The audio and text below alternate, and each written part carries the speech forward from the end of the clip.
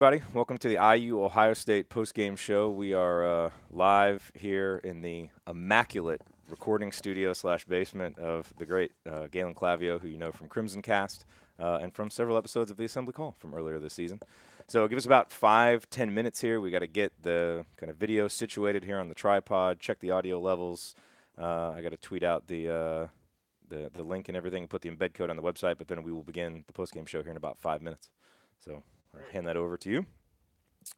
And let me get this up here. Okay.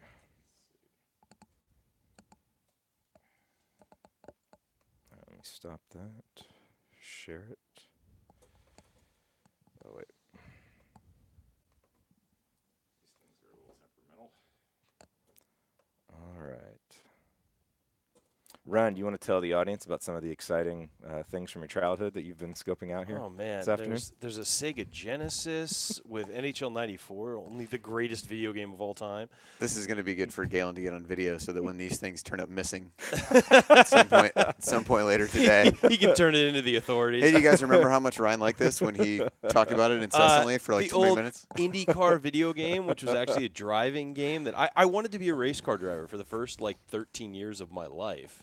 And so it was this simulation video game where you could actually drive on IndyCar courses, and you could get a setup with like a wheel and pedals.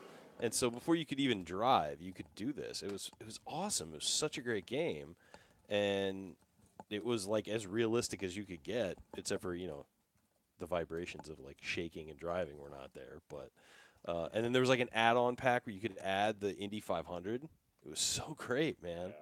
I totally had that. I'm jealous of Galen's entire setup here. Especially because we don't have basements in California, by the way. It's something we don't do. Yeah. It's a little cumbersome with this thing. So Is it? it's just because it doesn't rotate very easily. Oh, yeah. That's fine. I mean, like if we don't have a great video feed, I don't think people are gonna care. Oh, just have it on. He says while people are Just watching leave it live. on Ryan the entire time. Yeah. We'll just set it up there. Yeah. You can imagine what Jared looks like. Yeah. You've seen me enough. Yeah, because we're going to have some rotating people. We got some special guests, so it does not need to be on me. some nice surprises for you folks. Yes, we do have some nice surprises. Some lovely party gifts. And then, how are you? Can you record this in separate tracks? If you can't, Not with this setup, I can't. okay, So, cool. So then we'll Just gonna be we'll one roll, big and then you'll file. just give me one big file at the end. one big Okay, file at the end, yeah. perfect. That's how we usually get it. So that works. Do you have to? Oh no, you don't have to chop it up because we're not doing radio. So I still chop it up for how we. for the Put podcast. ads in the podcast. Yeah, but I don't really have to. I can just Okay. throw it all in there Got it. together. Okay, so we've got everything up. So yeah, we're pretty much good to go here. Well, that's true. We don't really need to. Yeah, there really isn't a reason to do any baby monitor. There's one of our special guests now. Uh-huh. That's segment 3. She's coming on a little early. He's got a lot of hot sports opinions about. She was just reacting to the final score from last night. Yeah. Uh, That was actually that sounded a lot like Jay Tate after basically every call against him Yeah. in that game yesterday. To his credit, I will say that as Robert Johnson stood there after he threw that, heave at the basket at the end of the second overtime, the first guy to come over to him and Yeah. console him is not the right word for it, but the first guy that came over to him was Jay Tate. So for Mhm. as much as a whiner as he seemed to be during the game, I liked how after one of the times when he took Justin Smith to school and just took him down low, driving down the court, he came back and patted Justin on the butt, almost like, hey, nice try, Rook. But I got you this time. well, I think there was definitely some times that Archie was like hitting his left arm to try to remind Justin Smith that Jay Tate is left-handed and to try to take that away. He I had have quite a to bit of say, confidence you know whenever that- Justin was guarding You know him. that block Juwan had? I don't know if it was in overtime or at the end of regulation, or towards the end of regulation, where he just completely rejected a shot. Yeah. And Alex Bozich was getting a feed of pictures from somebody on his G-Chat, and somebody, I don't know who it was, took one. It was just so perfect. It was Juwan, like, over top of the guy, and the ball was going up right into his hand. It wasn't like he was swatting down. It was like the ball was lifting right into his hand. It was perfect picture. Yeah. I thought that should have been like on a game program or something. It was so perfect. Okay, so last question before we start then. When we want to bring Zach and Brian in, will they just come over here to this microphone, or will they take one of their headsets? Nope. Okay, so they can just come over here to this microphone. You got it. Okay. And if we want to have both, one of us could step out. It's probably easier if we just rotate one in, like have one person come up Okay, this time sure. rather than trying to, because you take the headsets off, they get a lot of rattling in the. And are you on a mic No. right now? But So if I need to talk, I'll just swivel that mic around. okay, yeah, So we'd like to get your thoughts. Okay. Okay, I think we're ready to roll here, aren't we, gentlemen? Yeah. Yep. Okay. It's weird. My disappointment from losing the game last night has been buoyed by winning curling. And seeing NHL '94. And seeing NHL '94, man, you can never go wrong with that. That's right. Okay. We ready? Okay. And welcome, Hoosier fans, to another disappointed episode of the Assembly Call, as last night your Indiana Hoosiers fell 80-78 to the Ohio State Buckeyes at home in an incredibly thrilling game that featured so many big plays back and forth and 2 overtimes. But ultimately, the Hoosiers fall short as that final desperation heave by the Buckeyes goes in, giving too many of us flashbacks of Nick Anderson from back in the day, as the Buckeyes get the win and the Hoosiers fall to 9-9 in conference play. And we are here to talk about it with you on this special edition of the Assembly Call IU postgame show. Because of being in town last night, we were all at the game. And then, of course, the senior speeches, we decided to do the postgame show on Saturday afternoon. And we are doing this from the fantastic recording studio at the home of Galen Clavio, who, of course, guest hosted a few episodes of Assembly Call earlier this season and is the host of Crimson Cast. So we have some special guests for you, so it should be a fun show. I am your host, Jared Morris. Obviously, Ryan Phillips, Andy Bottoms are here, and we are going to break everything down from yesterday's Indiana-Ohio State game here on this edition of the Assembly Call IU postgame show. And let's start this show as we start every show, and that is with our Hoosier Proud banner moment. And for the banner moment, I want to take you back to the end of the game. It was 77-76, Ohio State with 16 seconds to go. Archie Miller had called a timeout, and this was right after Andrew Dockich had fumbled the ball into the backcourt, giving it to Indiana. Finally, a break had gone our way down the stretch in one of these big games. And Archie decided to go with his best lineup all day: Josh Newkirk, Robert Johnson, Zack McRoberts, Justin Smith, and Juwan Morgan. And in imagining what would happen next, I was obviously hoping that this would be the realization of my longtime premonition that Robert Johnson would make a last-second game winner. But he'd already had that chance at the end of regulation, and in reality, there was really only one place to go with the basketball, and that was Indiana's best player, Juwan Morgan. And Juwan delivered. He hit a scooping layup with 7 seconds to go to give Indiana a 78-77 lead.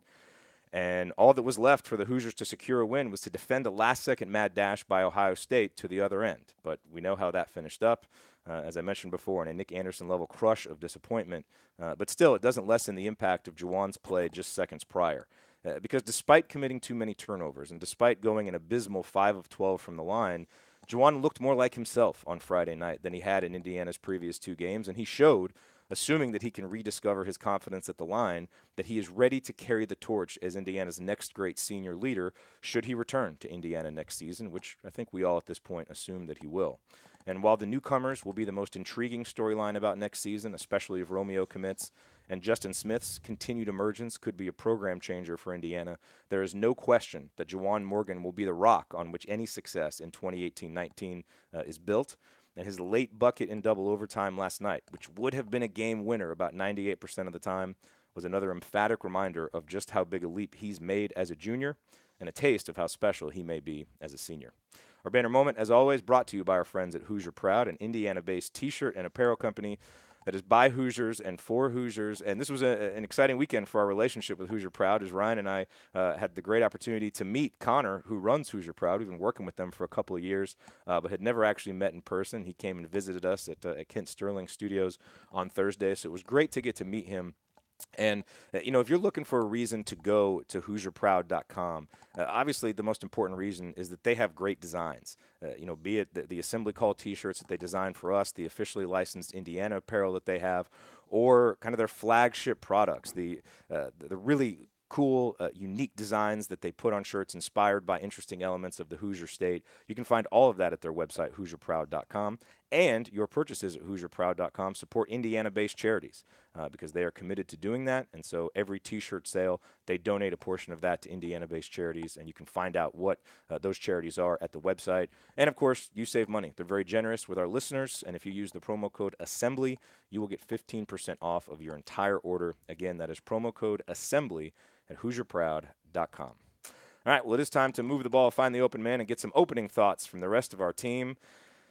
And we will start with Andy Bottoms and his Bottoms line brought to us by iutickets.shop. Andy, have you wiped the tears out of your eyes after listening to Robert Johnson's senior speech, which was fantastic? It really was good. I think I'm over it. This is probably a case where it's different for us not to have to react to the show or to the game in the moments immediately following it, to have a little bit of time to kind of process everything and think through it from a game perspective.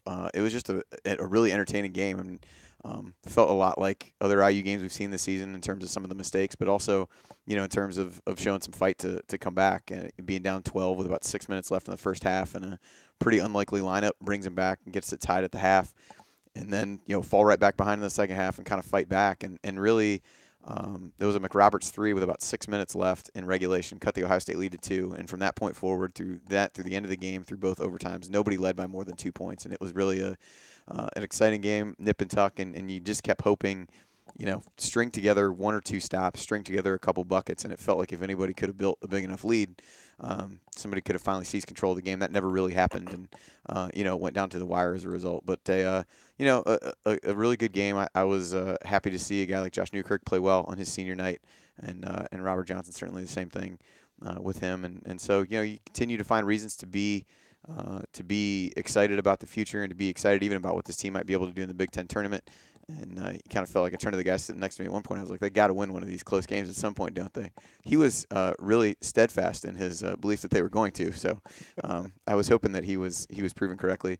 As for the Robert Johnson stuff, as I think a lot of people probably saw, I did get to meet him after the game. We met up with his high school coach at Nick's before the game, and Ryan Marable is his name, and he was nice enough to have me stick around and get to meet Robert. So I did just basically got to say thanks. These guys asked me what I said to him afterward. I think assuming that I would profess my undying love to him in front of everyone in an emotional moment for all of us. But no, just was glad to be able to tell him thank you for all he'd done for IU and the way he represented the university. I thought his speech, if you liked him already, it made you like him more. And if he was a guy that maybe you'd been hard on over the course of his career, I think he got a really good appreciation of what he's all about. And I think his comment early on about, just being able to hope that he had impacted somebody in a positive way, I thought told you pretty much all you need to know about him. I do think it's awesome that his coach introduced you as the president of his fan club. Yeah, there's nothing better than being an almost 40-year-old man getting introduced to a college kid as the president of your fan club. I was like, oh boy. I did try to explain it to him, which I'm sure didn't make it sound any better. I was like, well, we have a post-game show. And I'm like, crap, that doesn't really make it sound any better either. So. Hey, just let the guy go, okay? Yeah. He needs to go shower. It's fine. Okay, and now let's go over to Ryan Phillips and get Ryan's rant brought to us by thebiglead.com. I think we all feel like, Indiana gave it their all last night, but I think that we're going to look back on this season, and it's going to be a season of missed opportunities. And as Archie Miller works to get his kind of players in for the system and works to fit things together, I think we're going to look back on this as, well, these guys didn't really necessarily all fit, but he did a pretty good job at least getting to play in his system. But you look at some of the numbers from this game, and you realize just how many opportunities were missed. Juwan Morgan was 5 of 12 from the free throw line. I mean, you're right, Jared. He played a great game, but that's just unacceptable from your best player. And it's unacceptable for a guy who has as nice a shot, at least form-wise, as Morgan does. I mean, you just can't do that. And you look at the games they lost against top-tier competition at Assembly Hall, the place that they should get at least one of those games every year, and they failed to this year.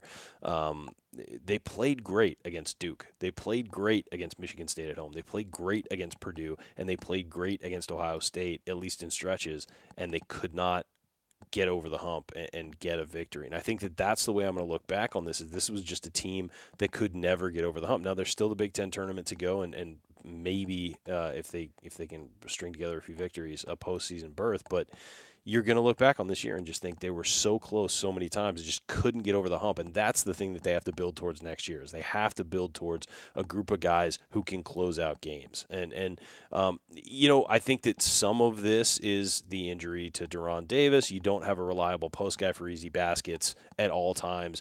So there's more of an onus on a guy like Juwan Morgan to work hard throughout the entire game offensively to get what he needs to get. That leaves him tired at the end of the game. That leaves, more pressure on a guy like Robert Johnson or, depending on the game, Devonte Green or Josh Newkirk, Justin Smith, so all of those things, all that injury really weighs heavily on everybody else. And so hopefully, he comes back. You bring in the other new guys who can all do something offensively, and you really find a group of guys who can balance the scoring load out. And that makes closing out late games much easier when you have to rely on your number one guy, who we assume will be Juwan Morgan next year.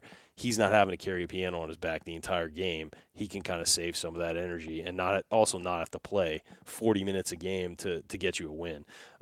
But I think that I'd be remiss if I didn't mention a couple guys, and that's Zack McRoberts played 43 minutes and played really well, 3 of 3 from the field, 2 of 2 from 3.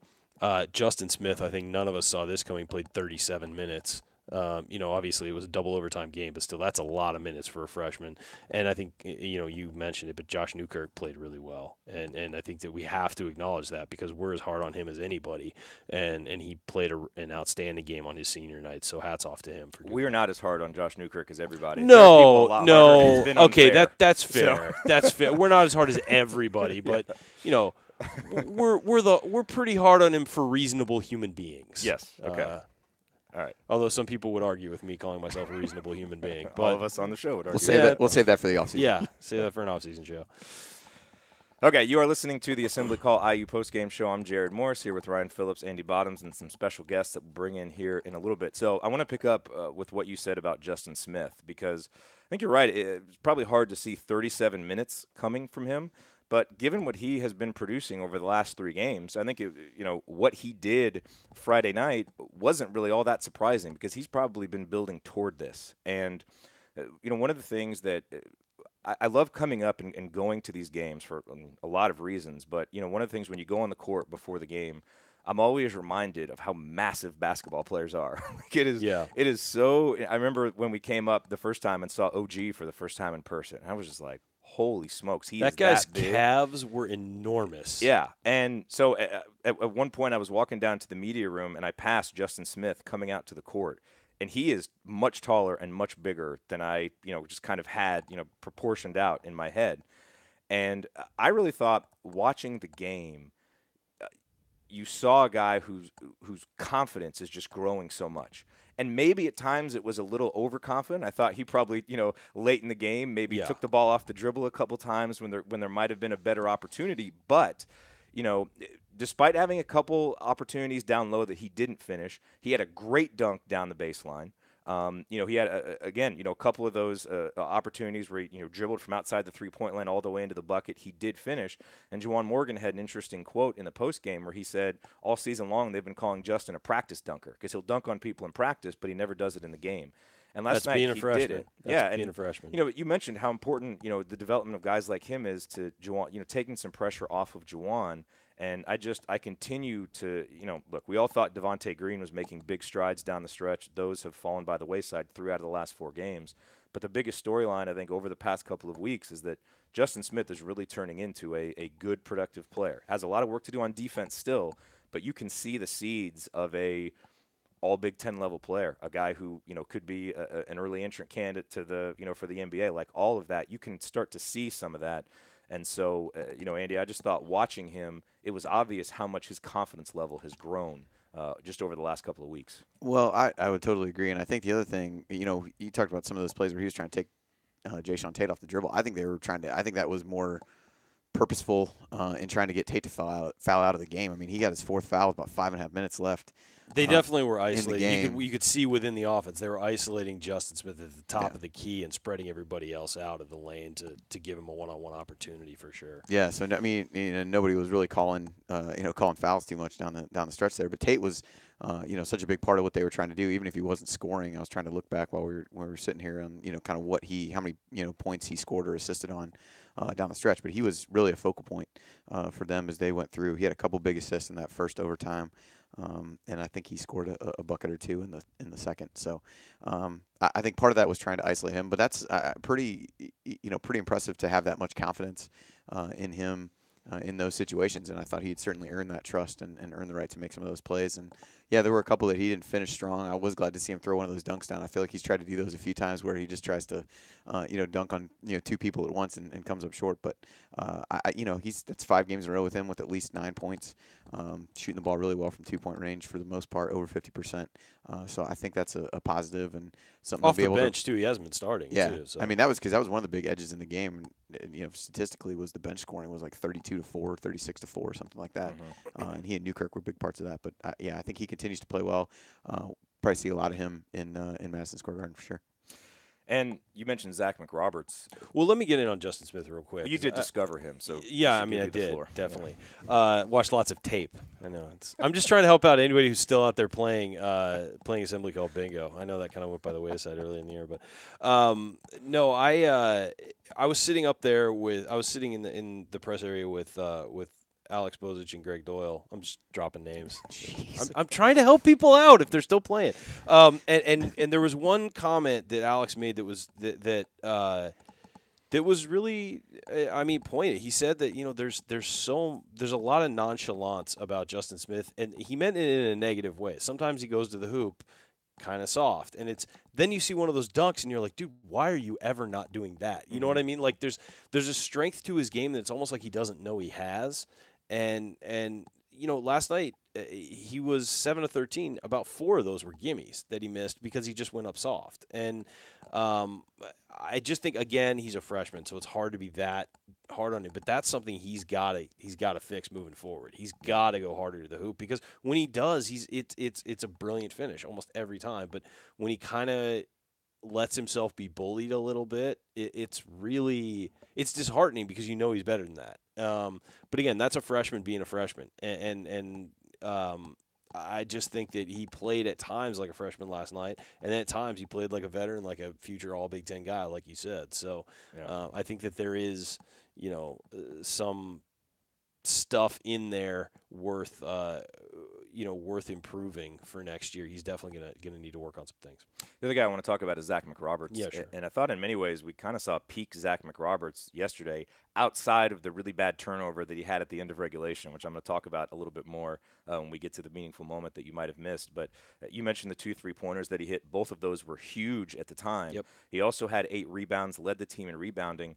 And I thought defensively he was really good. He played Keita Bates-Diop for a lot of the game, and Keita Bates-Diop is an outstanding player. And while he did have 24 points, and 4 assists and 14 rebounds, so it was a very productive game, it wasn't a particularly efficient game for Keita. He was 9 of 24 from the field, 2 of 9 from downtown. And a lot of that was because Zach was just harassing him and playing as hard as he possibly could. Now, Keita Bates-Diop is a remarkable athlete, has incredible body control, and sometimes there's just only so much that Zack McRoberts can do. But I thought we really saw, Zach play about as well as he could play, in part because he didn't get in foul trouble. I mean, he's been plagued with foul trouble and has struggled to get in the flow of the game. But I thought he was a really big factor in Indiana having a chance to win that game down the stretch for the defense he played on a guy who is clearly head and shoulders above him athletically, Andy. Yeah, I thought he really relished trying to take him on. We were behind the Ohio State bench where my wife and I were sitting where the basket Ohio State was going to in the second half. And I think McRoberts at one point, I felt like he just kind of like licked his lips and he was just excited to go and play defense and do whatever. He was really into it defensively and really took pride in what he was able to do. And yeah, he didn't get a foul until I think well into the second half at some point, even though he about got trucked by Caleb Wesson a couple times, but apparently that's not a foul. Using a human being as a bulldozer is totally fine. And so I thought, played one of his better games, not just because he scored, and he certainly was looking to shoot a little bit more than he had been. I mean, the 1-3 was like a step-back 3 that he hit. That was the one I think that brought him within 2 with about 6 minutes left. So I thought he played really well and confident, and so hopefully that's a good thing for him. But, yeah, he was a big part of that lineup at the end of the first half where it was like, I'm like, who's going to score? And then him, Newkirk, and Al Durham proceeded to score, 11 of the next 12 points for IU or something to that effect. Yeah. what I want to say about Zach though is he had 3 offensive rebounds. He also knocked free about 3 or 4 that wound up with other guys. So I mean, he could have easily had like 12 rebounds last night because he was just in the mix, doing the tap back thing, and that's what you expect from him. I mean, when he's playing peak Zack McRoberts, as you said. So yeah, I was impressed with his game. Hopefully, we start to see more of that confidence finishing and shooting because he's really taken over since Colin Hartman's been injured. He's taken over what Colin Hartman was supposed to be for this team. He's got to add the shooting aspect, though. I mean, Colin Hartman's hitting like 25% of his threes this year or something, and that's a guy we were expecting to be in the in the low 40s. Yep. So hopefully he can, because his shot is fine. He just doesn't take it, and so. It's certainly something he needs to keep doing and something he's definitely going to need to work on in the offseason. Coming up on the assembly call, I will point out last night's meaningful moment that you might have missed, and then we will go inside the numbers and bring in some special guests as we go roundtable style here on the assembly call. That is next. Stick with us.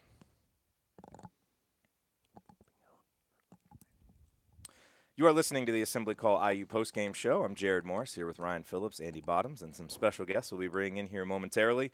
And we are breaking down Indiana's 80-78 loss to the Ohio State Buckeyes in the final regular season game of the season.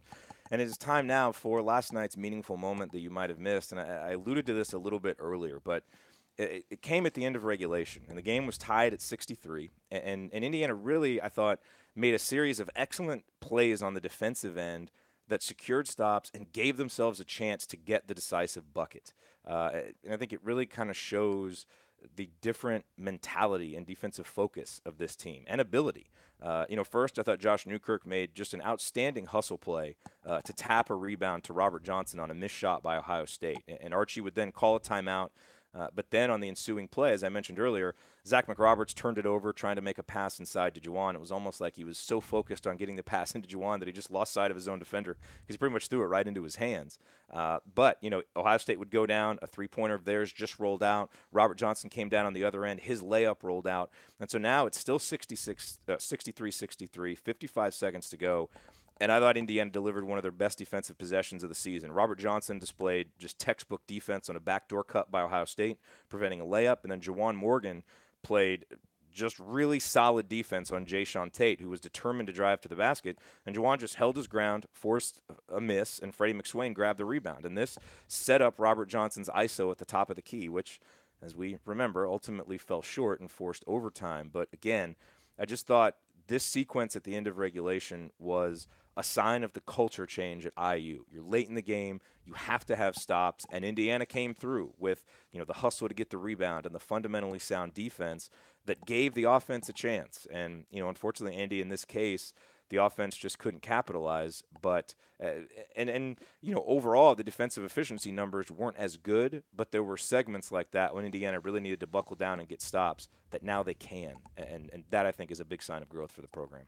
Yeah, it was interesting looking back that nobody scored the last 2:18 of regulation. Justin Smith hit those free throws tied at 63, and it felt like he, kind of lived and died with every moment. And the one, he had the McRoberts turnover, but I think right after that was the, the three-pointer you talked about that, went around the rim a time or two and then fell out. And it was, that's one of those points where it's like, hey, you know what, maybe things are going to work out for us in this scenario. and then Robert Johnson had a nice left-handed drive and left-handed layup, and it did the exact same thing and rimmed out as well. And then you're like, well, maybe not so much. So, but no, I mean, that was big because they struggled at times defensively in stretches, and they played really well in others. And Ohio State's a little bit of a tough team. They've got Tate, who handles the ball a lot, not really a traditional guard. They kind of played him at that position a little bit, really put the ball in his hands trying to facilitate. Bates Diop is obviously a good player. And Weston is, kind of size that IU is going to struggle to deal with inside based on the personnel. So I thought they did a nice job, down the stretch and in particular. And it felt like a lot of times, like I said before, if somebody could have gotten a stop and then, strung together a couple baskets, they could have really taken control of the game. And I think IU did as good a job as Ohio State of not letting the other team do that. So if they had an empty possession, they went down and were able to get a stop when they needed one. So definitely bodes well as you think about that. And, hopefully one of these go down and kind of get over the hump a little bit. But you had different guys contribute to those, as you said, whether it was with defense, rebounding, a number of things down the stretch, and just couldn't get one to fall. Were there any other big stretches that stood out to you?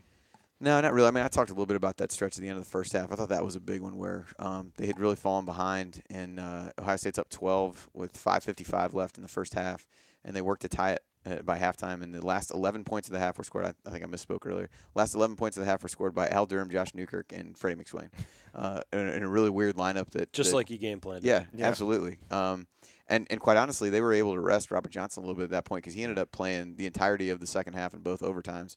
But he only played 13 minutes in the first half. Juwan had some foul trouble, so he wasn't really as available during that stretch. So I thought those guys getting IU back in the game was a huge turning point. The problem was they then didn't give it all back to start the second half, but they had a really slow start. Yeah, the beginning of the second half looked like the beginning of the first half for a few minutes. Yeah, turned the ball over on the first possession of both halves, I think, Yep. and struggled in that regard. But those were really the ones for me when you kind of looked at it that way. Any other moments, Ryan, that, I mean, it's a double overtime game. There's so many moments Yeah. that, you know, one play goes here or there and the game ends in regulation. You know, I mean, I have so many in my notes, it's almost hard to pick out. Yeah, I mean, it is hard. They all string together. But I thought that segment of the first half that Andy mentioned where they brought it back from about 12 points. Yep. And that was the key stretch of the game. I Started thought. by a Robert Johnson 3, right? Yeah. It was 26-14, and I think- Robert hit the 3 to I make it think so. 26-17. But, you know, at that point, it was looking like they just were getting nothing on offense. And, you know, every time they would close it to 7, it'd go back to 9, or close it to 5, it'd go back to 7, you know. And so it just felt like Ohio State was keeping Indiana at arm's length. And then they sort of were able to break through. And with an odd lineup on the floor, were able to, you know, sort of change things and get, you know, just get things going. And that was impressive. And then it sort of set the tone for the second half. Although they did come out slowly in the second half, it was sort of they had the attitude, we can play with these guys and we can get what we want offensively. So I thought that was the key stretch in the game. And then obviously, I mean, the overtimes were as key as it's going to get. You know, I mean, there's Every no play question was about that. Every play it was good. so tense, Yeah. man. Yeah. I had one other moment that I apparently just tried to choke and put away deep down. But toward the end of the second overtime, Justin Smith had made a layup, and that was one of those times where he was able to take Jason Tate, put IU up by 1. Bates Diop misses a 3. Robert Johnson goes up and gets a rebound and just kind of got his feet tangled up with somebody and went down, got called for traveling. Yeah, So that was one of those stretches where that would have been the first time anybody had really been able to do that. IU was scoring fairly well at that point.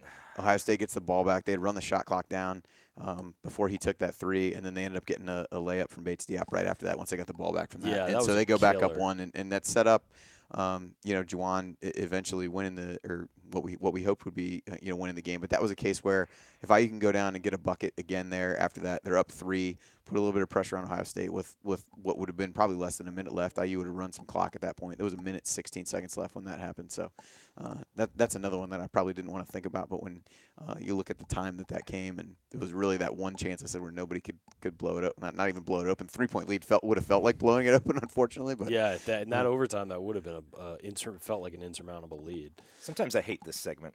We have to relive some of these moments that we See, in a year where you're winning games, it's great. It's awesome. But this has been a rough one. Well, one other one that I found quite entertaining. It's one of those things that you only really get when you're at the game.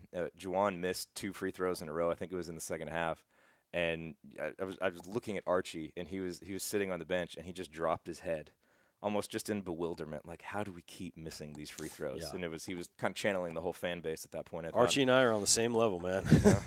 Yeah. All right. He's just like us. It is time now to go inside the numbers, and then we're going to bring in some of our special guests here. And so we can kind of roll through this pretty quickly here, guys. You know, the 2 that jump out, we already talked about the big one, 8 for 15 from the line in regulation. You've got 7 opportunities right there to get one more point that is going to win you the game.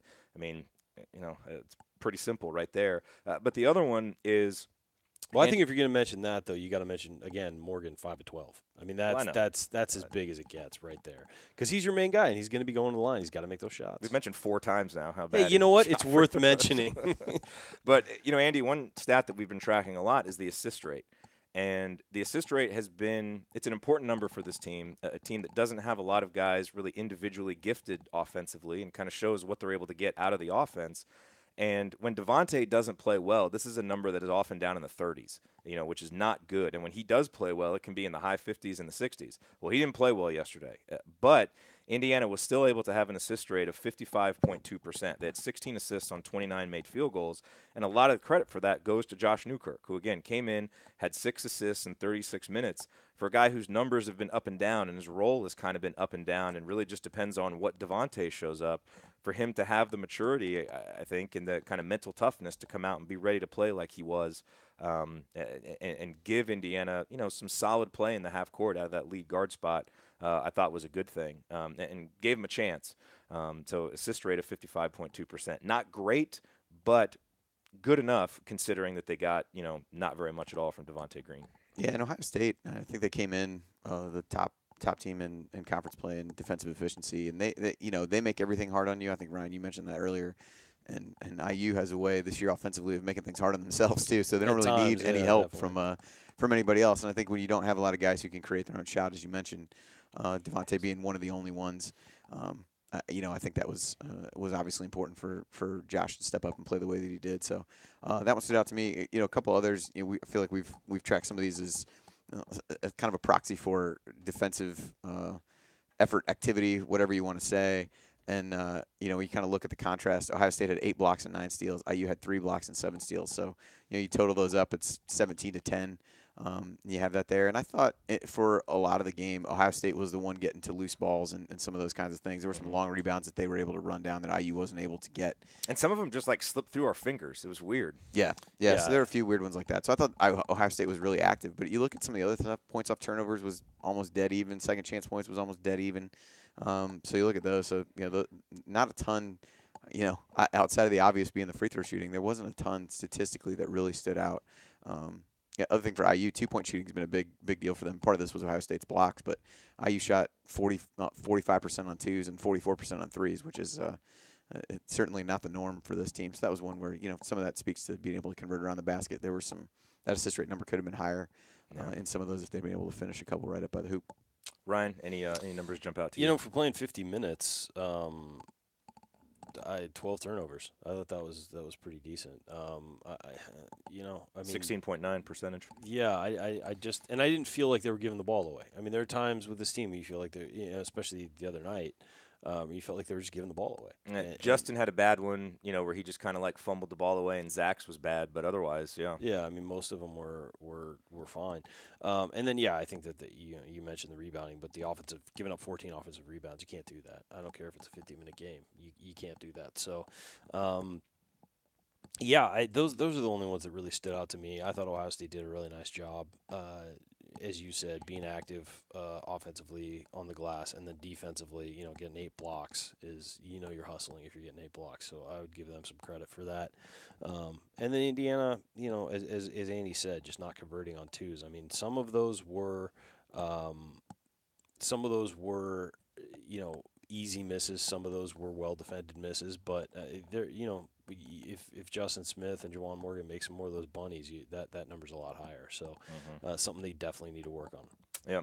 All right. Well, let's have some fun here and open things up. We're obviously this is kind of our main assembly call crew, but we've been really fortunate this season to have a lot of great people, co-host and guest host and fill in. Galen Clavio, the coach Brian Tonsoni, and Zack McRoberts, and we're all here. This is the fun part of coming to Bloomington and being able to hang out, as we can kind of get everybody in the same room. So let's get everybody else's perspectives. And Galen, let's start with you. And you had your own little podcast reunion yesterday, right? Wasn't Scott down for the game? Yeah, we get Scott down every once in a while. We had a nice little meal at Nick's before the game, so yeah, it was good. And we've watched a couple of games together so far this year, and both of them were losses. Actually, the Duke game was the other one, so we're not allowed to sit together anymore. Maybe not. No longer. No. So what were your general impressions from yesterday's game? I mean, I think the big thing I took away from the game was, at the end of the day, this team just has a lot of structural flaws to it. And I mean, the thing that was irritating, I guess, early on was that they just didn't seem to be into it that much. And they got down by, a pretty decent margin. And to their credit, they came back. They put that great run on before the end of the first half. But it's a pattern that we've seen kind of on and off with this team, where there just seem to be moments where the moment overwhelms them a bit. And even though they were able to fight through it and get to the end, you wonder, kind of like you mentioned with free throws earlier, one or two of those baskets or two of those possessions offensively where, it is an executed possession as opposed to being a wasted one, does that make a difference in these close games? And, look, Ohio State's a very good team. They've got very good players. I think that certainly they've overachieved a little bit this year, but their overall ability level is certainly a top 3 team in the conference, and I don't think Indiana's is close. So they deserve a lot of credit. Archie Miller deserves a lot of credit for getting them as close as they came, in this game, in the Michigan State game, in the Purdue game. It's always going to have been frustrating this year because you're always going to feel like something was left on the table with all of that. But, look, sad, obviously, to see Robert Johnson, lose his last game in Assembly Hall. I felt like he deserved better than that. I was proud of the guys. I was proud of the way they played. They should have, I think you mentioned this, Jared, they should have won the game. I mean, 95% of the time, maybe even more than that, that's a winning play. And I still haven't seen the shot, by the way. All I could see was it going in. It took me 2 glasses of wine and I'm not gonna 3 hours afterwards before I finally was able to look at it. I was at the Nick Anderson game, and it's burned in my memory. And I just don't want another one. I'll let you know what it takes for me to watch it because I haven't watched it either. This one reminded me actually of the Jerron Cornell shot in '98. Because that one, I was at that game. It happened right in front of me, and it was the same sort of feeling. Like, you can't even be mad to some degree because it was a shot that I'm fine with them taking. Yeah, it's not a breakdown or Yeah, anything. He just made the shot. Yeah, I mean, maybe Newkirk could have gotten a little closer. Maybe somebody else could have run. But he had to protect against a drive because they're only up 1. And the idea that's the shot you give up for the win, I think you have to be like, well, it sucks that it went in, but we'll live with that because sometimes they're just going to hit those. From my vantage point, I had a pretty good angle on it, and Jackson did not want to be shooting that shot. You could tell. He was looking to pass. Nobody was open. Yeah. And then he went up, and it almost looked like he kind of lost it a little bit and then shot. I mean, it's exactly what you want, a rushed shot late where it's not an assist. It's a guy driving up and just jacking a shot up. And that's what you want, and they got what they wanted. It just happened to go in, and it's sort of like that was the microcosm for the whole season for me. It was just sort of like you do some really good work, but it's not enough, and that sort of feels like that's what this whole season has been. There's been really good work and really good changes going on, and a lot of patterns developed that we can be positive about, but it's just not enough for this team. And ultimately, I mean, I look at the positives of, you got, really remarkable play out of Zack McRoberts, throughout most of the second half of the season, and nobody would have guessed that at the beginning of the year. Freddie McSwain. I was going to say Freddie McSwain, did his Todd Lindemann morph, during the second half of this year, and no one expected that. And it was a shame because to me it was obvious Colin Hartman just didn't have it from a physical health perspective. I think Josh Newkirk was bothered as well. It looked like he was never himself the whole season. Just a lot of little structural flaws that added up to a team that certainly had the will to keep themselves in games and certainly had the defensive ability by the end to play with anybody. But against the teams that could execute, they just weren't able to pull it off. And, it's a shame that there wasn't like that one signature win at home. I mean, I guess the signature win at home now is, the Maryland game. That's about where Indiana's at. I mean, they're a mid-pack team in the conference. I just think, given where they started the conference season out, I'm fine with them being a mid-pack team because I think there were a lot of people, myself included, that were like, this might be like, might be playing on Wednesday in the Big Ten tournament sort of thing. Yeah. I think when you look at some of Archie's comments, even before he introduced his seniors last night, I think it speaks to a little bit of that as well. Where he talked about, hopefully, these guys will be able to look back and they won't have had the success this season that they probably wanted to, and that, when you kind of look individually at how guys have improved and collectively how the team has improved in certain areas, it doesn't feel like at the end of the day you have a whole lot to show for it. And I think he alluded to that pretty well and said, but we're going to look back when this program is where, we want it to be and where it needs to be, as these guys really kind of laying that foundation for that. And I think that's the thing that's been missing a little bit in some of these other years, where you look at other teams who kind of pass this foundational leadership and the ways that people want to do things on down the line. And I think these guys did a really good job of doing that. And I think if you look at what, Archie, the system, the assistants, whatever you want to credit to it, what he was able to unlock in some of these guys over the course of the season, it's hard not to step back and feel positive about it, even though in the aftermath of a heartbreaking loss, it just it's That's not what it's you want not to think easy to about. focus on that. So that's probably it may be a good thing while we waited, an extra 12 hours of show to do the show, and you kind of get some different perspective that way. Yeah, one thing I wanted to say real quick was just I mean, I know always, right, Jared? Jared's over there laughing because I mean, at least we're close now. You can just unplug his microphone. Seriously. if you By want. the way, this is the first time we've ever recorded a show together. is. By the I way, know. first time ever It we've is. recorded a show with the three of us together. What I was gonna say is the one thing you have to be positive. I promise to be quick, Jerry. The one thing you have to be positive about is that you look at those seniors, they're all better now than they were in week one. And when you extrapolate that out with the young guys, these guys are going to get better because this staff has done an excellent job making these guys. They may not have risen to the levels that we wanted them to, but they're better now than they were in week one, and they're more well-rounded players too, and they're more reliable for the most part. So I think that you look at that, and then you look at the future, and it's hard, again, in the wake of a loss like that to think about the future, but you look at the future and look what this staff has done with these guys. What are they going to do when they start getting better talent in, and specifically with next year's recruiting class? So I think that's a huge deal for these guys moving forward. One more question for you, Galen. Speaking about the guys who are going to be here next year, what do you think is the most important thing that we've learned over these last maybe 3 or 4 weeks about the guys who are going to be back next year that we expect to be important parts of the team? I think we've learned that Justin Smith is the real deal. And, barring a major setback in his development or something that we just seems unforeseen at this point, that's a guy that you're going to be able to rely on, maybe to step in as a day one starter, and certainly a guy who's going to be giving you major minutes and gives you a kind of a versatility athletically that is so crucial in today's game of basketball. I think we also learned that you're going to have Zack McRoberts around to provide, very, very important defensive work and maybe even a little bit of offense. I mean, he's gotten a little more confident in his shot as time goes by. He's no longer, just a place where you can't throw the ball if you need a shot taken. Like, they have to take him a little more seriously. And I think that that's going to be important.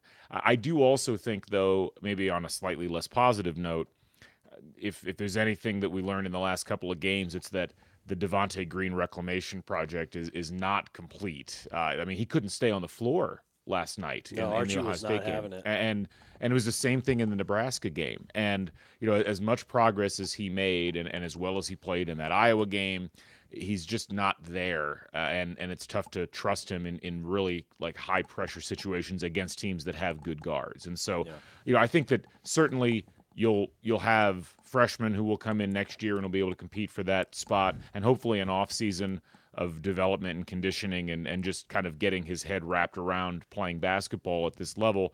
You'll see Devonte Green continue to develop. I'd love to see him come in and just be a guy you can count on to start from the beginning.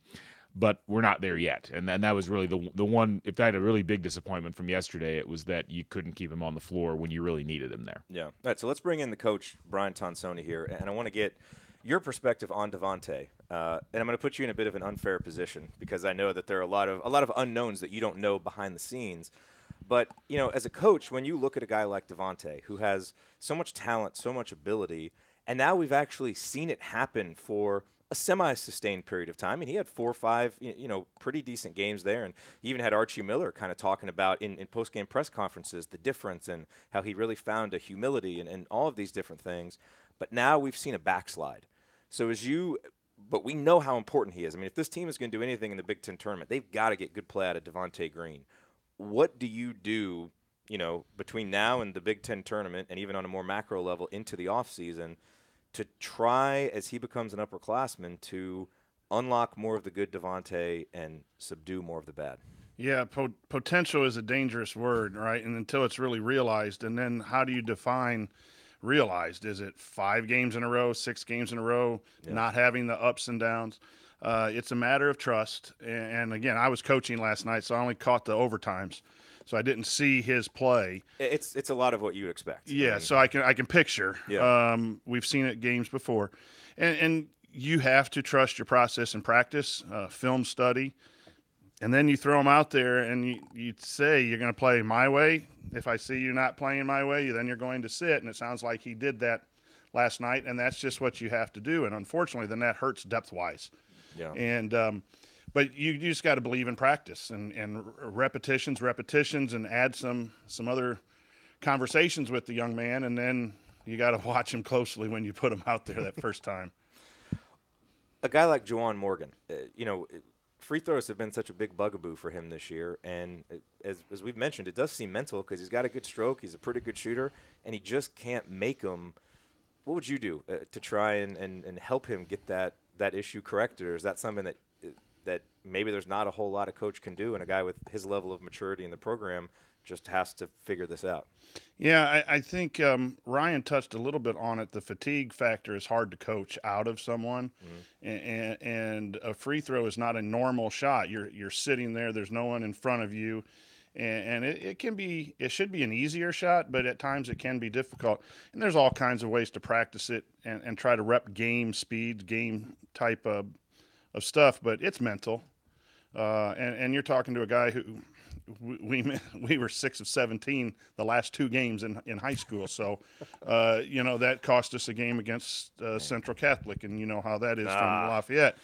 So you practice, but he's hitting threes better now. So it's not his form. It's not anything with technique. It's just a matter of catching his breath, concentrating, and being focused in. And I think it's more mental than anything else at this point. A wishing it goes in instead of just, I'm going to make it, and then something is off a little bit and he's missing.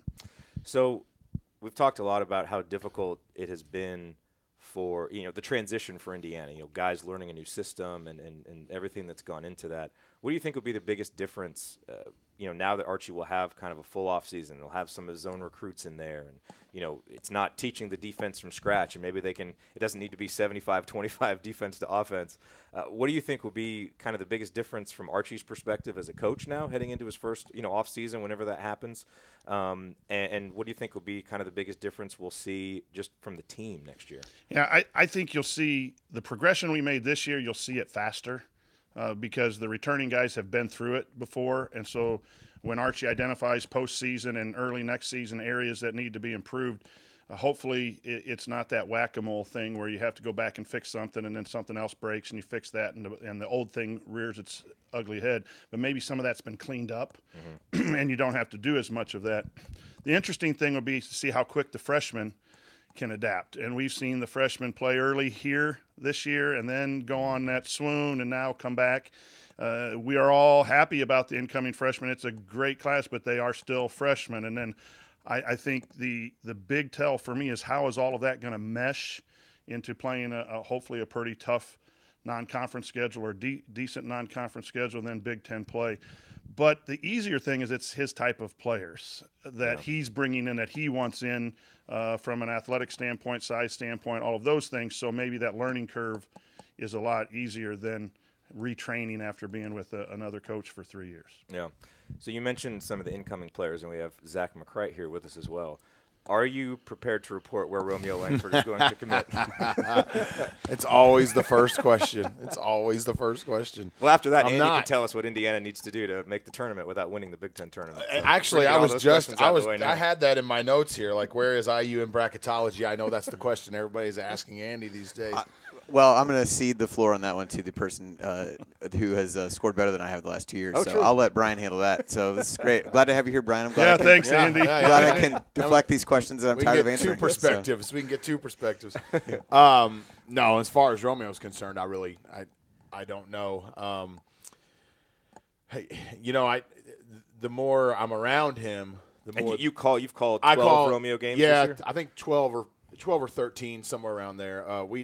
We call games for 4 different high schools in the market, and New Albany obviously is kind of top billing preferential treatment on those this year for sure. It changes from year to year, but this is one of those years where all of our teams that we're covering are really, really good, and they're 3 of the top 6 teams in the state. So, and they're all playing the same sectional coming up this week. Oh my! But Romeo has been obviously still top of them all in terms of talent, and every time we do a game, there is always more feel good, for sure, coming from the camp that it's going to be Indiana. And I don't have, and I know the IU faithful and and the Romeo is definitely going to IU crowd will scoff at the remark I'm about to make. But the only thing that's really keeping me from buying all in that he's going there is that I would have assumed he would have already committed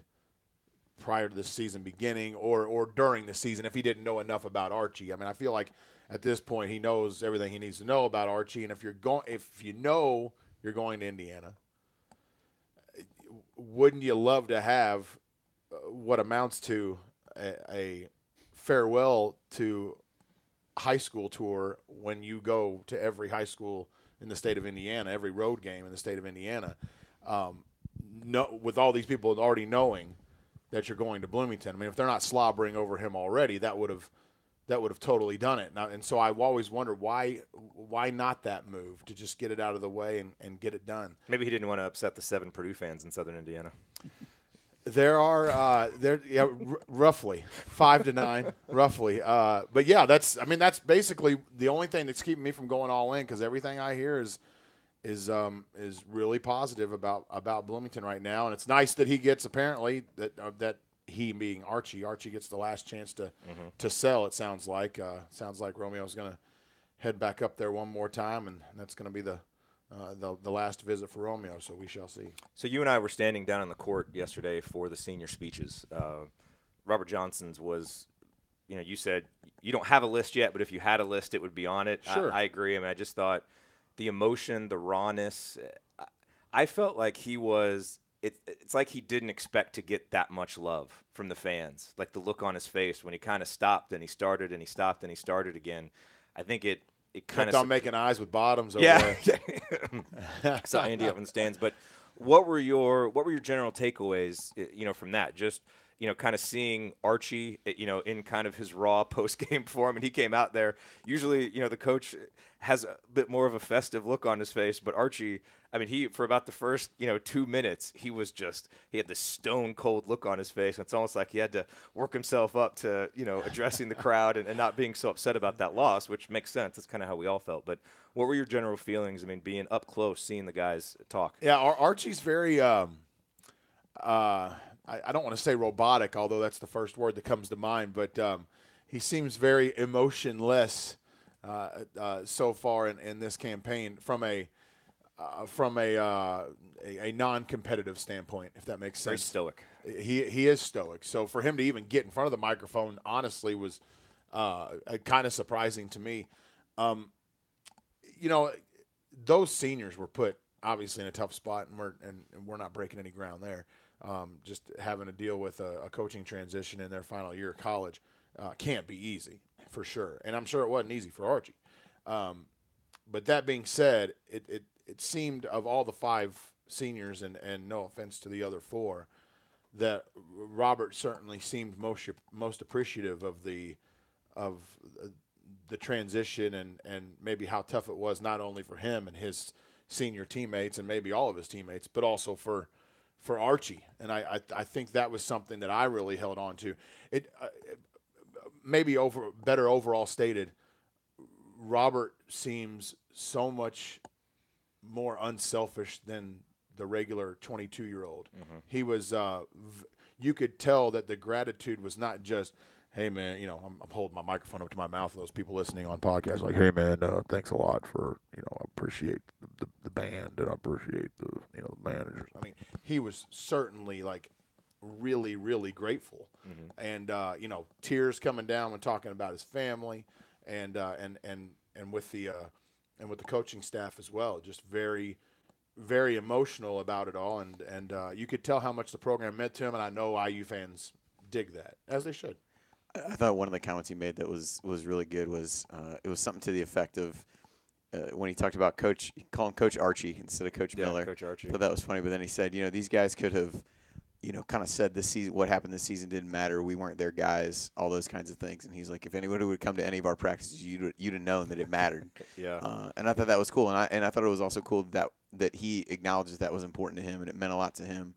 And I think, if you kind of project that forward, it meant a lot to everybody. Mm-hmm. I don't know how much we talked about this in the non-conference, but could you imagine how tough it could have been, and maybe was, when you've got this new coaching staff in place, and we can all talk about this post-mortem now with a little bit more insight, but you lost to Fort Wayne, you lost to Indiana State, both on your home floor, got blown out. How tough is it to buy in to a brand new coach when you're 6 or 8 games in and getting blown out at home by in-state opponents? That cannot be easy. And I don't know if they were bought in the whole time, but at some point or another, one of those seniors, I'm sure, if not multiple, just said screw it. We're in. We're all in, and that I think that is super, super commendable and something that probably will linger on to other classes. It will filter down to other classes as the Archie Miller part of the program rolls on. I think part of that is because Archie Miller is the best kind of salesman. He's not the, fast talking, I'm going to BS you type, but he speaks matter-of-factly. He's got a plan, and you believe it when he says it. Like, that was my biggest takeaway from the speeches, when he got up there and said, they're going to come back, and this building is going to be, the toughest place to play, and we're going to have it going, which, that's a kind of a ballsy thing to say when you're 16 and 14 and you've lost the games that you've said at home, but you listened to him say it and you believed it, because there's just a matter-of-factness and a belief in from him that he's projecting. And I think that had to help get them through some of those early losses where they could just see, hey, this guy, he's saying it one thing, but I see that he's got a plan, and there is some small incremental progress being made, even if you can't see it. And the other thing about Robert is you have been able to tell from day one Archie's affection for Robert Johnson. I mean, through all of his ups and downs, scoring 0 points in games and struggling, he has been so steadfast in how committed Robert's been, how hard he's worked, how much of a tone he set defensively. And I thought you could really see that. Like, they had a very warm embrace, and there was almost something different just about the way he interacted with Robert than the other guys, which makes total sense if you've really been watching how he's talked about him all season long. And to piggyback off your Archie comment, I know there are some IU fans out there that get frustrated with the lack of public character, maybe, for lack of a better phrase, that Archie has. You know what I mean? But what he lacks in that, he may not have the flamboyance of a Calipari or a Rick Pitino RIP, but what he lacks in that, he makes up for in kind of that, like you said, that matter-of-factness, that confidence level, maybe to another man face-to-face. It might not come across in front of a microphone, but it certainly comes across. He's genuine. Yeah, it certainly comes across and when each you talk to him in style, person. if a good coach is genuine, whatever his style is. Mm-hmm. Yeah, we don't need Archie hosting Hoosier Hysteria. That's right. We need him winning games. So. I don't think he's going to be coming in a motorcycle or anything like that anytime parachuting down. That's right. Yeah.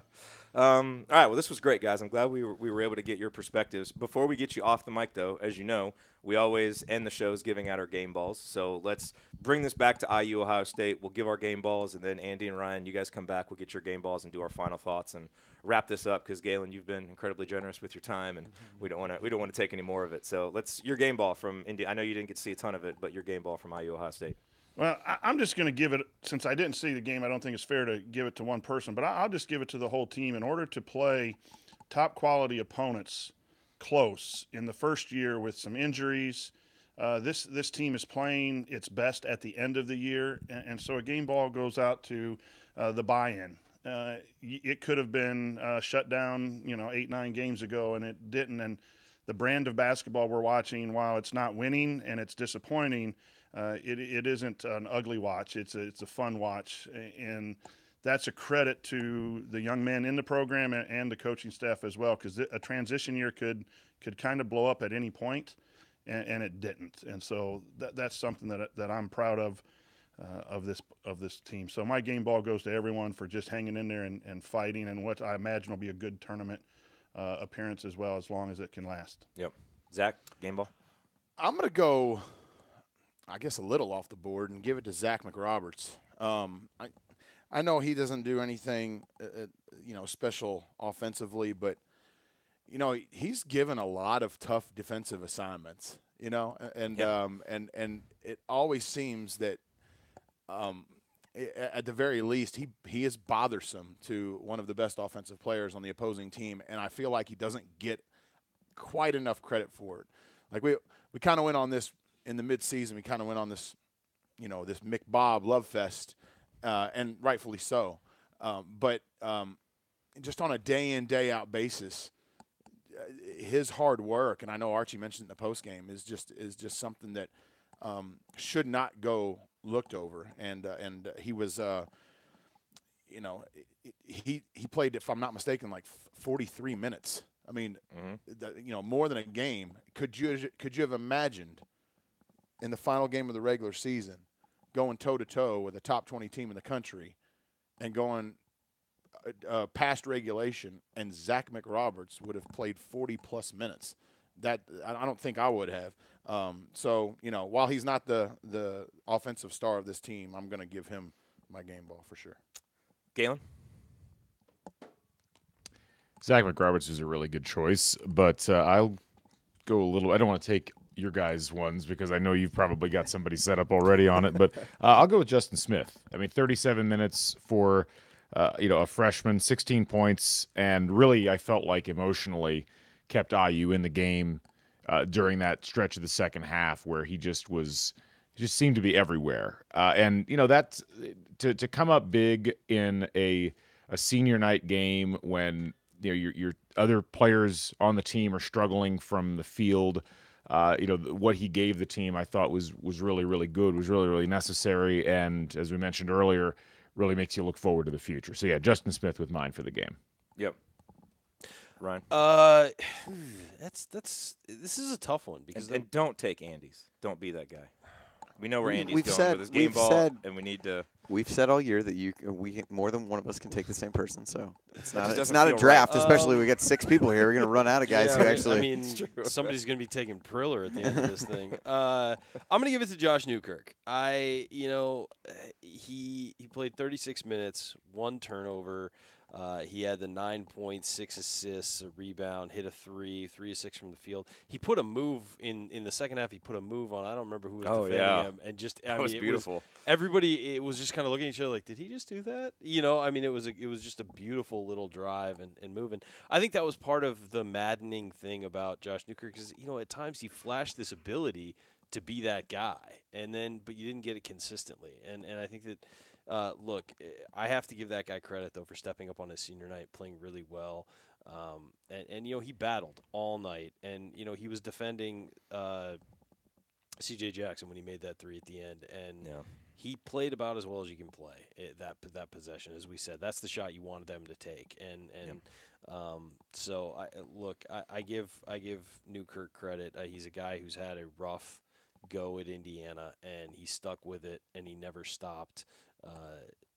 Plugging away, never stopped playing hard. He has played hard every minute he's been on the floor at Indiana for the most part, and the effort was never the problem with him. So I appreciate that, and really enjoyed seeing him play well on his senior night. I thought it was really good for everybody to see that.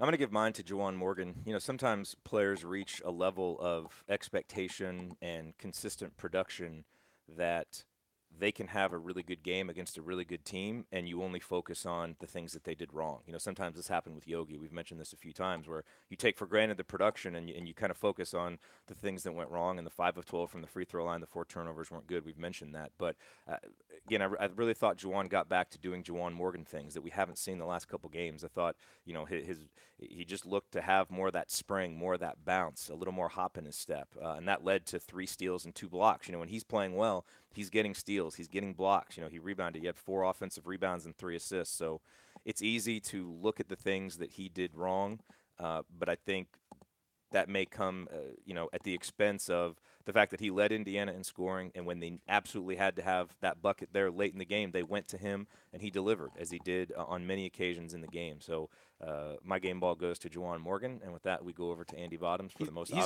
He's going to go with Freddie McSwain. Yeah, the most obvious game ball in Assembly Call history. In a stunning turn of events, I have chosen to go with no. I obviously I would go with Robert Johnson. I wouldn't do it if he didn't also play well in the game. To maintain your game but ball I think integrity. Certainly. But I think when you look kind of at the entirety of his night, it was kind of a culmination of his career in a lot of ways. And you guys talked about just how much the response from the crowd meant to him, and the ovation that he got compared to the other guys, the way that he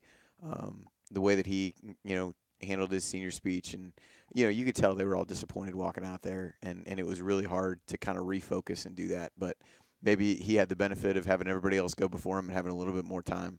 But I thought the way that he ended up kind of composing himself and still being able to turn it into a positive moment for himself and a chance to say thank you to the people that he wanted to say thank you to was really cool. And on the court, he continues to just play a ton of minutes. I'm looking right now; he's ranked 6th in the Big Ten. Played 86% of IU's minutes. Has continued to stay on the floor, guarded the other team's best perimeter player. He ended up shooting over 40% from three, barely over 40%, but over 40% from three in Big Ten play. He actually ranks 25th in defensive rebounding percentage in the conference, which is kind of crazy for a guy who's 6'3", and really kind of took to heart the guard rebounding and all those kinds of things. And I think while I think he struggled a lot early in the season to try to figure out what his role was going to be and how much they needed him, and the weight of that at times was a little bit more, I think, than he thought it would be and maybe was able to handle. But the way that he really rebounded from that and turned his senior year into one that was really positive, that's going to pay dividends for the program in the future. And again, just the kind of the humble kid that he has proven to be time and time again, I think is a really good example for other players coming up. Hopefully a good example for guys that are freshmen this year. And I certainly hope he's a guy who won't stray far and will be around the program. He's the kind of guy that can come back and may not have been a superstar here, but can have a positive impact on guys who are going to be part of the program and truly values what it means to be part of it. You could tell that it meant a lot to him. He's had quotes like that over the course of the season about what it's meant to him to play at a place like IU. And how much respect he has for for wearing the jersey and what that all means. And there's not a whole lot more that we can ask for as IU fans than a guy who's going to represent the program and the university like that. He's the kind of 4-year player that you build Big Ten champions around and that you can build deep tournament runs around. He just, didn't have enough help this year. Yep. So this is usually the part in the show, Andy, where we preview Indiana's upcoming opponent, but we don't yet know who that will be, although we do know that Indiana will play next Thursday night, right? Either 6 o'clock or 9 o'clock? I think it's 6:30 or 9 o'clock are the two game times. So they'll be either the 6 or the 7 seed. I forget which one plays first, but one of them plays at 6:30 and then the other plays about a half hour after that's over. So I think 6:30 or 9 would be the case there. And it's still, a little bit hard to tell. If Nebraska loses to Penn State tomorrow on Sunday, if Penn State beats Nebraska, then IU would be the 7 seed. If Penn State loses to Nebraska, IU would be the 6. If they're the 6, they get the benefit of playing somebody who's going to have played the day before, which will be some combination of Minnesota, Iowa, Illinois, and Rutgers, who are the kind of the bottom 4 teams at this point. How that shakes out, Teams they've already beaten remains to be seen. And then, and if they end up the 7, they'll definitely play Northwestern, who plays at Iowa tomorrow, but doesn't really have a lot to play for. And then if you kind of try to project forward, as you think about possible run toward the NCAA tournament, you would have to figure out who they would play in the second round. So if they're the 7, odds are they would play the 2 if they won. Which if Michigan State and Purdue win on Sunday, as you would kind of expect them to, the 2 seed would look like it would be Ohio State at that point, and Purdue would be the 3. So likely to face a Purdue or Ohio State in the I guess that'd be the quarterfinals. No, maybe that's just quarterfinals if they get there. So a lot to be determined with so many Big Ten games on Sunday. We don't know as much as we probably like to know at this point, but that's at least the scenarios play that are out yourself there. onto the bubble. So There you go. Absolutely. Well. I look forward to a postgame show if they would win one of those games. So. All right, remember that because you are an Assembly Call listener, you get 15% off of your entire order at HoosierProud.com. So if you want officially licensed IU gear, one of our Assembly Call logo T-shirts, or one of Hoosier Proud's unique Indiana-inspired designs, visit HoosierProud.com and use the promo code Assembly at checkout. That's HoosierProud.com, promo code Assembly for 15% off of your entire order. Well, thank you all for being with us here on this edition of the Assembly Call. It is time now for last call. And I know it's funny, like this show has kind of felt like a season post-mortem a little bit. It kind of like morphed into that. But there's still games to go. We got the Big Ten tournament.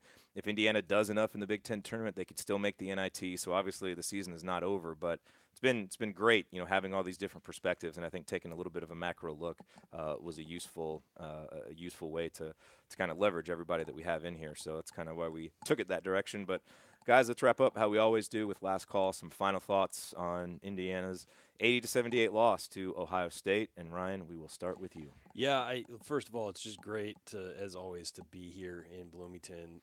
Sitting on the floor last night before the game, we had people recognizing us, coming up, shaking our hands. I thought that was just such a cool thing.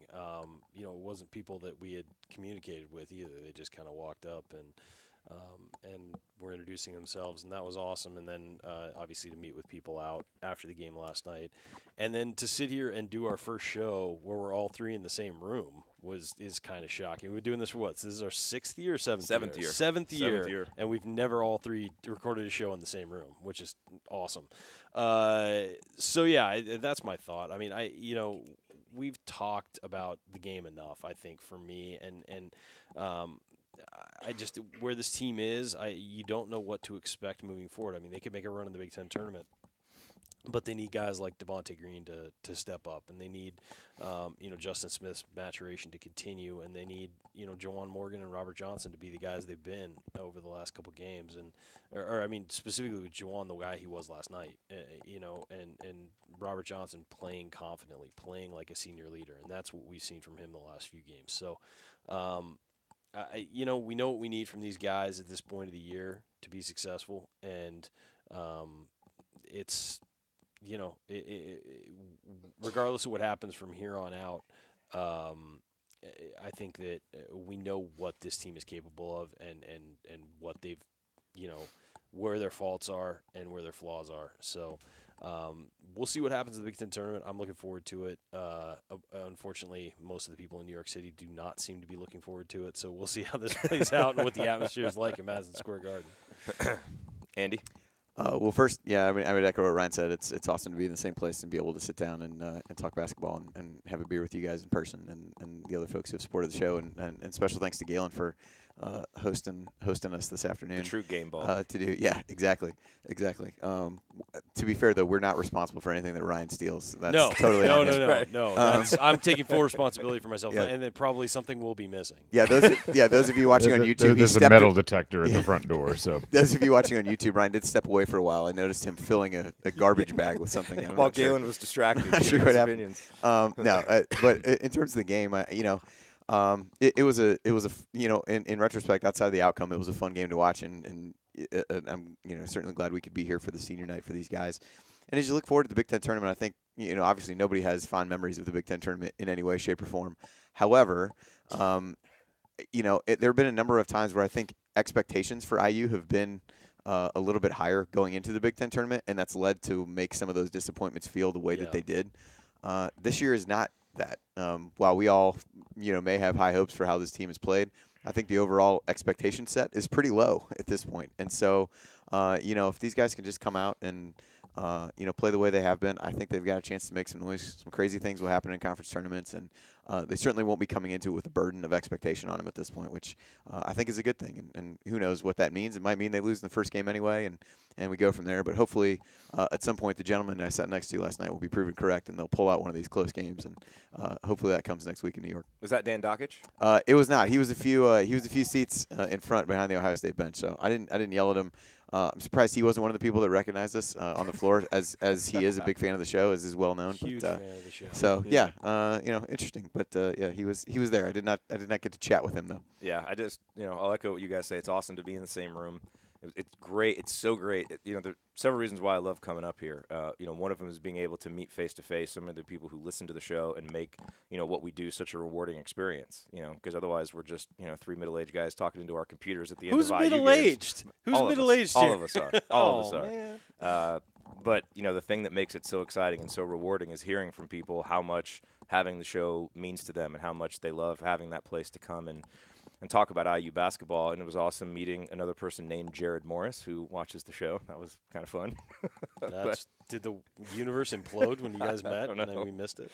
But Jared did end up showing him his ID though, so his identity has clearly been stolen by now. But that's neither here nor there. I know. But the last thing that I want to say, that the most important reason why I love coming up here is it's really easy for us, I think, watching these games from thousands of miles away, not being in Bloomington, not going to the games, to, I think, lose sight of the humanity of the players and the coaches. You watch people on TV and they're these two-dimensional images, and you get excited about wins and disappointed about losses, and you criticize and you give people praise and all of that stuff. But these are people. Robert Johnson is a guy who takes this as seriously as anybody, and to see the look on his face after the game, and then to see him 2 or 3 hours later when we saw him, and to see the same look on his face of disappointment and dejection, and how much it hurt to lose that game. To me, there's something so meaningful about being able to come up and be here in person, and just remember that. Because I think we've always taken it to heart that we wouldn't say anything on the show that we wouldn't be willing to say, to someone's face, and not like we get that opportunity when we're up here, but it's just a good reality check. That these aren't just, basketball players, and these are people out there playing a game and trying their best to please us with wins, and to minimize the losses. And seeing these guys play so hard in person, and to see how much it meant.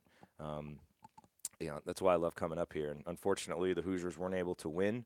That final dadgum shot had to go through, but they certainly played well enough to make us proud. And now, hopefully, they've got a little something left.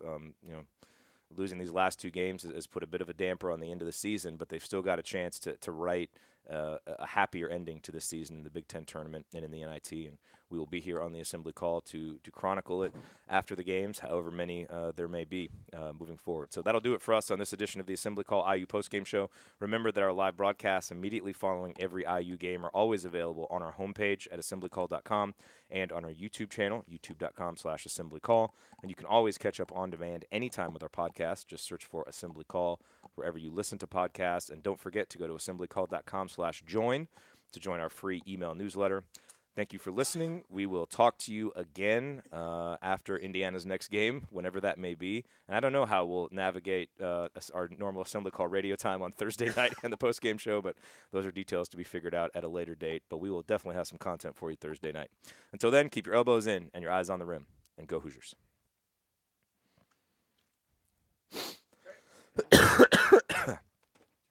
YouTube still going? Yeah. Yep. Thanks, everybody.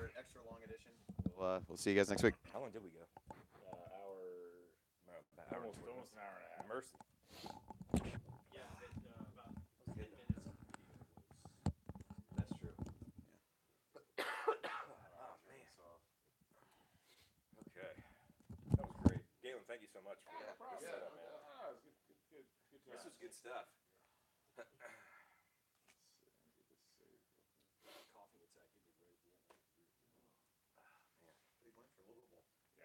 That's going to put them back in my field. What's their record this year? The record's not terrible. They just haven't really. They don't beat anybody good. They haven't really lost anybody bad. Right. They have the most generic resume in the history of resume. Yeah. What are you doing this evening? Like a rich man's Nebraska. Watching the kids. Oh, are you? Yeah, We're heading to Yonkos for dinner at 6. So I was going to see if you wanted to come with us. I would love to go. I need to, I basically told my wife that She could have the night off. she could have the night off since I went out all last night. How many is our reservation for? I think I set it for 10.